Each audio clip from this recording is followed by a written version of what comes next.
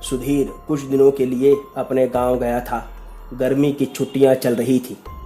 दिन के समय में तो इधर उधर घूम के या पेड़ की छांव में बैठ के दिन निकल जाया करता था, लेकिन रात के समय ज़्यादा दिक्कत हो जाती थी। सुधीर ने अपने दादा से कहा कि दादाजी, गर्मी बहुत ज़्यादा लगती है, क्यों ना हम छत पर जाकर के सोएं, वहाँ थोड़ी हवा चलेगी तो ठीक रहेगा।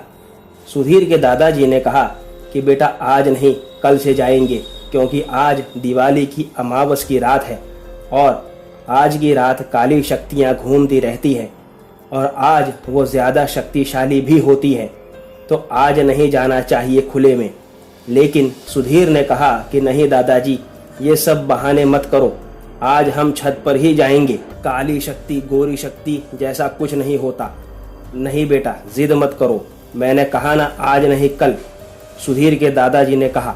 लेकिन सुधीर नहीं माना, उल्टा कहने लगा कि अगर कोई काली शक्ति है तो आज मुझे दिखेगी और नहीं है तो आपका वहम दूर हो जाएगा, फिर आप भी डरोगे नहीं इन सब चीज़ों से।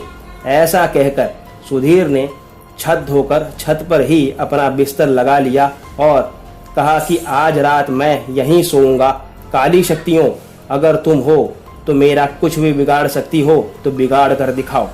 खाना खाकर सुधीर छत पर सोने चला जाता है और कुछ देर ही हुई थी उसे सोते सोते, तभी उसे पायल की आवाज़ आने लगी। पायल की आवाज़ से सुधीर जग जाता है और इधर उधर देखता है तो उसे कुछ दिखाई नहीं देता। उसे लगा उसका वहम होगा, वो फिर से सोने लगता है। तभी फिर उसे पायल की आवाज़ आती है। जैसे ही वो उठा उसे लगा जैसे छत के किनारे से आवाज़ आ रही है और वो उस तरफ दौड़ा, ये सोच करके कि कोई उसके साथ मजाक कर रहा है और वो उसे रंगे हाथ पकड़ लेगा। वो जैसे ही छत के किनारे पहुंचता है, उसकी गुद्दी पर किसी ने जोर से मारा।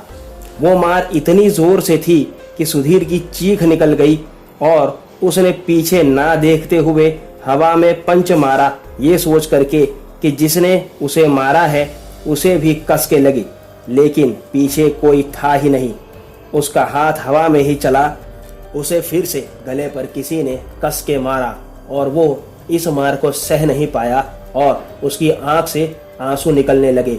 गला जैसे बैठ ही गया और वो वहां से भागना चाहता था। उतने में किसी ने उसे उठाकर पटक दिया। पटकने की आवाज़ इतनी जोर की थी कि घर के सारे लोग बाहर दौड़कर आ गए और उसके काका छत पर जाने के लिए सीढ़ियां चढ़ने लगे। तभी सुधीर को उस शक्ति ने छत से उठाकर नीचे आंगन में फेंक दिया। सुधीर का शरीर किसी बोरे के समान जमीन पर गिरा। सुधीर बेहोश हो चुका था और उसके सर से खून बहने लगा था।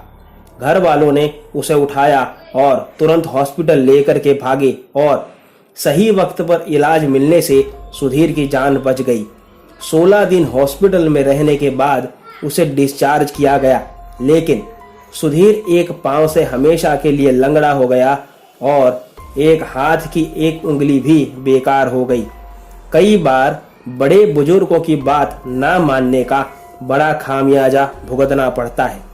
तो दोस्तों, आज की कहानी में बस इतना ही। अगर आपको कहानी पसंद आई हो तो वीडियो को लाइक और चैनल को सब्सक्राइब जरूर करें।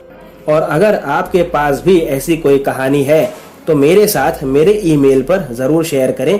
मेरा ईमेल डिस्क्रिप्शन बॉक्स में दिया है। तो मिलते हैं अगली कहानी में, तब तक stay home, stay safe. Thank you.